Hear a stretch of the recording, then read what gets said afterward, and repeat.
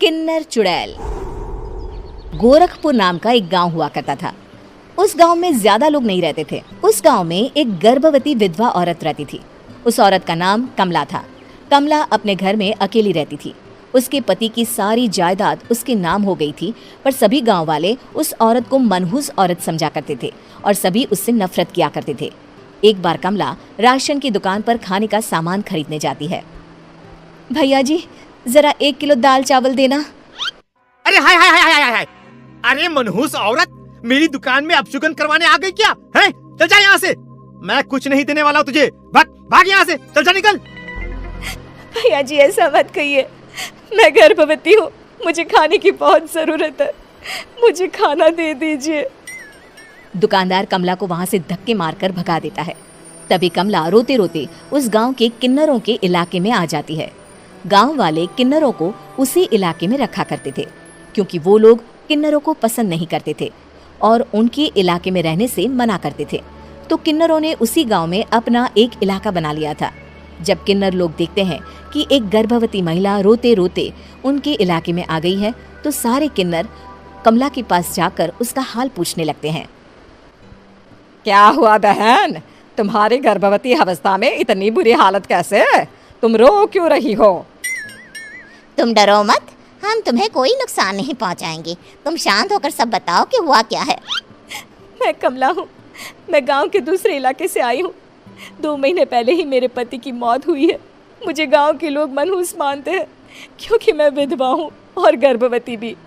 वहाँ के लोग मुझे खाने के लिए कुछ बेचने के लिए भी तैयार नहीं, जिससे मेरा गुजारा नहीं हो रहा था। कोई बात नहीं कमला, हम तुम्हारा ख्याल रखेंगे। किन्नर लोग कमला को एक खाली घर में रहने के लिए जगह दे देते हैं और उसकी देखभाल भी करते हैं। कुछ ही महीने बाद कमला अपने बच्चे को जन्म देती है, पर अफसोस, कमला बच्चे को जन्म देते ही अपनी जान गंवा देती है। जब सब किन्नर बच्चे को देखते हैं तो बहुत खुश हो जाते हैं, क्योंकि वो बच्चा भी किन्नर ही था। कमला ने एक किन्नर बच्चे को जन्म दिया था। अब इस बच्चे की देखभाल कौन करेगा? हम तो इस बच्चे को गांव के दूसरे इलाके में भी नहीं भेज सकते। और तो क्या हुआ, इस बच्चे की माँ नहीं रही तो हम इसे पालेंगे। अब ये हमारे इलाके में रहेगा, हमारे साथ रहेगा। फिर वो किन्नर उस किन्नर बच्चे को गोद ले लेते हैं, उसका नामकरण कराते हैं। उस किन्नर बच्चे का नाम शक्ति रखा जाता है। देखते ही देखते शक्ति बड़ी होने लगती है। उसके रंग रूप बहुत सुंदर थे। वो बहुत सुंदर किन्नर दिखती है। एक दिन शक्ति एक किन्नर से पूछती है, माँ जी सुनिए ना, ये गांव के दूसरे इलाके में भी तो लोग रहते हैं, तो हम वहाँ क्यों नहीं जाते? हम उनसे अलग क्यों रहते हैं? शक्ति, क्योंकि वो लोग हमारे जैसे नहीं, वो लोग हमें पसंद नहीं करते, इसीलिए हम उनसे अलग रहते हैं। क्यों? वो हमें क्यों पसंद नहीं करते? मुझे एक बार उस इलाके में जाना है, मैं एक बार वहाँ जाकर घूम कर आऊँ। शक्ति, खबरदार, जो तू उस इलाके में कभी भी गई तो अपनी जान नहीं गंवाना चाहती तो उस इलाके में कभी कदम भी नहीं रखेगी, समझी? इतना कहकर वो किन्नर वहां से चली जाती है। शक्ति उस किन्नर की बात सुनकर बहुत रोती है। माँ जी ऐसा कैसे कह सकती हैं? उन्होंने इतनी सी बात के लिए मुझे इतना डांटा। अब तो मैं उस इलाके में जरूर जाऊंगी। फिर एक दिन शक्ति गांव के दूसरे इलाके में चुपके से जाती है। ये लोग तो हमारे जैसे ही इंसान हैं, तो ये हमसे नफरत क्यों करते हैं? जब शक्ति उस इलाके में पहुंचती है तो गांव के सारे आदमी उसके रूप से मोहित हो जाते हैं। वो लोग ये अंदाजा नहीं लगा पाते कि वो किन्नर है। शक्ति की सुंदरता देखकर सारे गांव वाले उसकी तारीफ करने लगते हैं। तभी गांव का चक्कर लगाने गांव के जमींदार का बेटा हर्ष वहां पहुंचता है। हर्ष भी दिखने में बहुत सुंदर होता है। जब हर्ष ने शक्ति को देखा तो वो भी उससे मोहित हो गया, और जब शक्ति की नजर हर्ष पर पड़ी तो वो हर्ष को देखकर मोहित हो गई। आपको पहले कभी इस गांव में देखा नहीं। इस गांव में आप नए हैं क्या? जी नहीं, वो मैं बस। तभी शक्ति बोलते बोलते रुक जाती है और मन में सोचने लगती है, अगर मैंने इनको बता दिया कि मैं दूसरे इलाके से आई हूँ तो वो समझ जाएंगे कि मैं किन्नर हूँ, इसलिए मुझे इनसे झूठ ही बोलना पड़ेगा। शक्ति हर्ष को कहती है, जी हाँ, मैं इस गांव में नई आई हूँ, यहाँ अकेली रहती हूँ। वैसे आप कौन है? आप भी इसी गांव में रहते हैं? जी हाँ, मैं इस गांव के जमींदार का बेटा हूँ। आपको किसी भी चीज की जरूरत पड़े तो आप मुझे बता देना, मुझे अच्छा लगेगा। ऐसे ही शक्ति और हर्ष एक दूसरे से रोज मिलने लगते। वो दोनों अपने प्यार का इजहार करने एक दूसरे से मिलने जाते हैं। तभी शक्ति का पीछा करते करते एक किन्नर वहां आ जाती है। शक्ति, शक्ति, मैं तुमसे बहुत प्यार करता हूँ। मैं तुमसे शादी करना चाहता हूँ। क्या तुम मुझसे शादी करोगी? हाँ हर्ष, मैं तुमसे शादी करूंगी, पर मैं तुमको अपने बारे में एक सच्चाई बताना चाहती हूँ जो मैंने तुमसे छुपा कर रखी है। तभी उनके बीच में ही वो किन्नर आ जाती है। शक्ति, तेरी हिम्मत कैसे हुई ऐसा करने की? वो किन्नर शक्ति को खींचकर गांव के जमींदार के पास ले जाती है। हर्ष भी वहां शक्ति को बचाने के लिए पहुंच जाता है। जमींदार शक्ति और हर्ष के प्यार के बारे में सुनकर गुस्से में आ जाता है और शक्ति को गांव के बाहर निकालने की सजा देता है। शक्ति ये बात सहन नहीं कर पाती और कुएं में कूदकर अपनी जान दे देती है। जमींदार हर्ष की शादी गांव की एक लड़की से करवा देता है, पर हर्ष इस शादी से खुश नहीं होता। शक्ति अपना बदला लेने के लिए मरने के बाद किन्नर चुड़ैल बन जाती है। अब मैं इन गाँव वालों को नहीं छोड़ूंगी, अब इनसे मैं अपने प्यार का बदला लूंगी। किन्नर चुड़ैल गांव वालों को परेशान करना शुरू कर देती है। एक बार वो रात को गांव के खेतों में पहुंच जाती है और वहां आग लगा देती है। सारी फसल जल के राख हो जाती है। जब एक आदमी रात को उठकर देखता है कि खेत में आग लग गई है तो वो वहां पहुंच जाता है।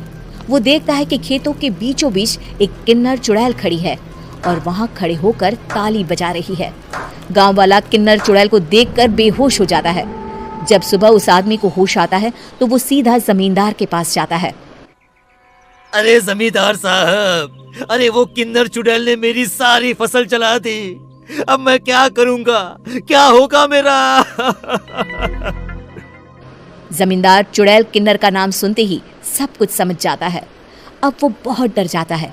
उसी रात को जब जमींदार डर के मारे अपने कमरे में सो नहीं पाता, तभी वहां अचानक से किन्नर चुड़ैल आ जाती है। किन्नर चुड़ैल जोर जोर से जमींदार के आगे खड़ी होकर हंसने लगती है और ताली बजाने लगती है। जमींदार उस डरावनी किन्नर चुड़ैल को देखकर बहुत डर जाता है। तूने मेरे साथ बहुत बुरा किया, अब मैं तुझे जान से मार दूंगी। नहीं नहीं नहीं नहीं नहीं, मुझे माफ कर दो, मुझे मत मारो। मैं कभी ऐसा दोबारा नहीं करूंगा। अब तुम जो बोलोगी वही मैं करूंगा। ठीक है, मैं चाहती हूँ कि किन्नर इलाका गांव के इलाके से जुड़े और गांव का कोई भी आदमी किन्नर समाज से द्वेष ना करे, उससे नफरत ना करे, नहीं तो मैं सारे गांव को मार दूंगी। और तुम गांव में एक नया कानून बनाओ कि अगर किसी ने भी किन्नर समाज को हानि पहुंचाने की कोशिश भी करी या इनसे भेदभाव करने की भी कोशिश करी तो उनको कड़ी से कड़ी सजा मिलेगी। हाँ हाँ हाँ हाँ, मैं ऐसा ही करूंगा। तुम जो बोलोगी वो मैं करूंगा, पर मुझे जाने दो प्लीज। तब वो किन्नर चुड़ैल वहां से चली जाती है। गांव का जमींदार किन्नर चुड़ैल का कहा मानते हुए दोनों इलाकों को एक कर देता है और नया कानून भी लागू कर देता है। तब से वहां किन्नर समाज और बाकी गांव वाले शांतिपूर्वक रहने लगते हैं।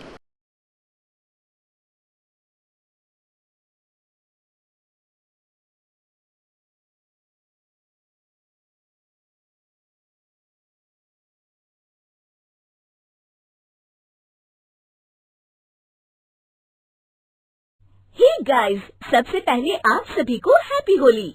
इस होली सीजन पर हेलो ऐप पर खुशियों के रंग जमाएं और 2 करोड़ रुपए तक के प्राइज जीतिए हेलो के नए होली कैश धमाका के साथ। हेलो ऐप लाया है होली कैश धमाका, जिस पे आपको कुछ नहीं करना, बस एक गेम खेलना है और उसके जरिए आप मजेदार कैश प्राइजेस भी जीत सकते हैं। तो जल्दी से डाउनलोड करो हेलो ऐप और इस कॉन्टेस्ट के मैक्सिमम बेनिफिट्स लो 3 से 9 मार्च के बीच। कामचोर बहू। कांता बहन की 2 बहुएं थी, बड़ी कल्पना और छोटी प्रिया। कल्पना का जैसा नाम वैसा ही काम। सारा दिन कल्पनाओं में रहती, ना कोई काम करती ना कोई धाम। अरे कल्पना बहू, जरा अच्छी सी चटनी पीस दे, आज कुछ मजेदार खाने का मन है।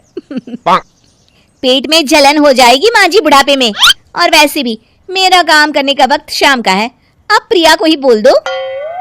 इतना कहकर कल्पना वहां से चली जाती है। कांता कल्पना के ऐसे रवैये से काफी परेशान रहती हैं। मैं बना देती हूँ माँ चटनी। ऐसा बोलकर प्रिया माँ को चटनी बनाकर प्लेट में खाने को देती है कि तभी वहां कल्पना आ जाती है। अरे वाह चटनी, जरा चख कर तो देखूं, बड़े दिन हो गए। अरे नहीं बहू, तू तो रहने ही दे चटनी खाना, पेट में जलन हो जाएगी।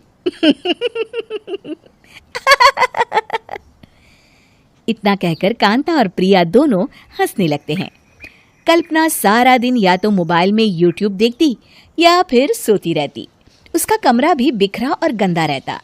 एक दिन कल्पना का पति अशोक उससे कहता है, अरे कल्पना, जानवर भी उस जगह को साफ कर लेता है जहां वो बैठता है, तुम तो इंसान हो, कैसे इतने गंदे कमरे में रह लेती हो? देखो सारा सामान यहाँ वहां बिखरा पड़ा है। ज्यादा अपनी माँ का बोल ना बोलो। हाँ, कमरा तुम्हारा भी तो है, गंदा लग रहा है तो साफ कर लो। पता नहीं तुम्हारे साथ मैं कैसे जिंदगी बिताऊंगा। इतना कहकर अशोक वहां से चला जाता है। कल्पना बस खाना खाने कमरे से बाहर आती और फिर से कमरे में चली जाती। इससे कांता बहन काफी परेशान रहती। एक दिन प्रिया कांता से कहती है, माँ, मैं सारा दिन काम करके थक जाती हूँ।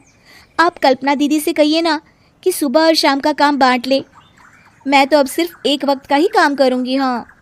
अरे तू वो भी ना करना, एक बहू तो कामचोर थी ही, दूसरी भी आ गई काम ना करने के बहाने लेकर। तभी वहां प्रिया का पति रमेश आ जाता है। माँ, मैं देख रहा हूँ भाभी कोई काम नहीं करती, प्रिया सारा दिन घर और रसोई का काम करती है, अब कुछ करो ना माँ। कांता मन में कुछ सोचती है और कल्पना के पास जाती है। कल्पना फोन पर मेकअप करना देख रही होती है। कल्पना, तुम सारा दिन बस मोबाइल देखती हो, घर का कोई काम भी कर लिया करो।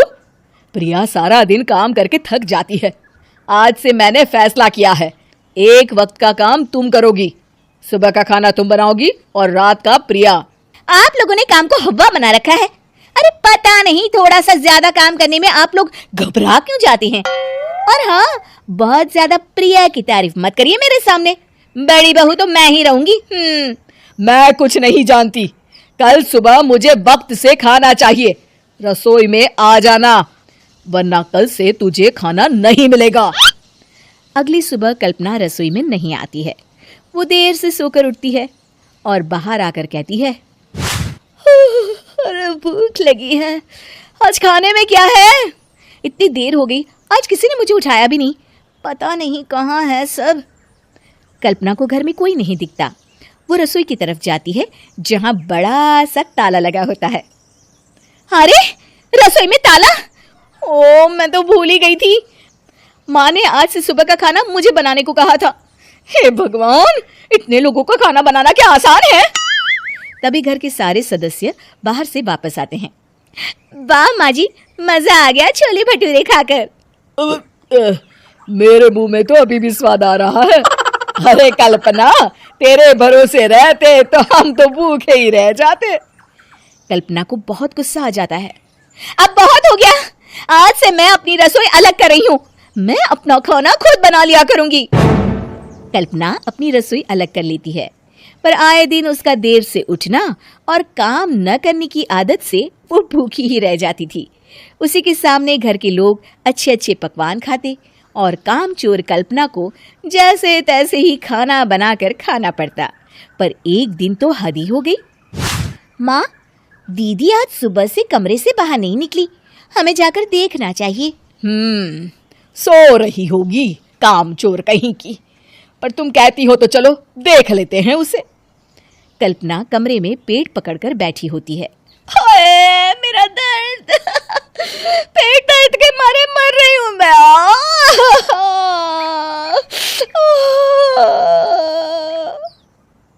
अरे दीदी, क्या हुआ? पेट में दर्द क्यों हो रहा है? डॉक्टर को दिखाया आपने? माँ, कल्पना खड़ी होती है और माँ जी के पास आती है। मुझे माफ कर दीजिए, अब से मैं सारे काम में मदद करूंगी, कभी आलस और काम चोरी नहीं करूंगी। हाँ हाँ, वो तो ठीक है, लेकिन अचानक क्या हो गया जो तू काम करने को तैयार हो गई? कामचोर कल्पना। माँ, लगातार बासी और उल्टा पुल्टा खाना खाने के कारण मेरे पेट में इन्फेक्शन हो गया है।